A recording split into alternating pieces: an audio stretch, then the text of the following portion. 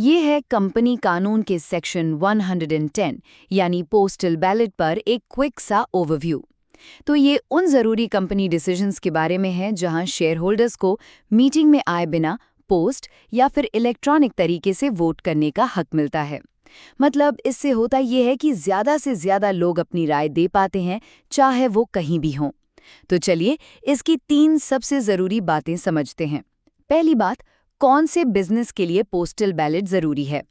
देखिए, ये कुछ खास और बहुत बड़े फैसलों के लिए ही होता है। जैसे कि मान लीजिए कंपनी अपना मेन ऑब्जेक्टिव भी बदल रही हो, या फिर अपने रजिस्टर्ड ऑफिस को शहर से बाहर ले जा रही हो, या फिर शेयर्स का बायबैक कर रही हो। ये सब बड़े फैसले हैं जिनके लिए ये अनिवार्य है। और हाँ, एग्जाम के लिए ये लिस्ट बहुत इंपॉर्टेंट है। दूसरी बात, इसकी प्रोसेस क्या है। बहुत सिंपल है। कंपनी ना सभी शेयर होल्डर्स, डायरेक्टर्स और ऑडिटर्स को एक नोटिस भेजती है और शेयर होल्डर्स को वोट करने के लिए पूरे 30 दिन मिलते हैं।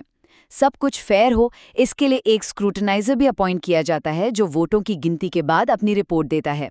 और आखिर में तीसरी बात, ये नियम किस पर लागू नहीं होता। ये एक बहुत जरूरी एमसीक्यू पॉइंट है, याद रखिएगा।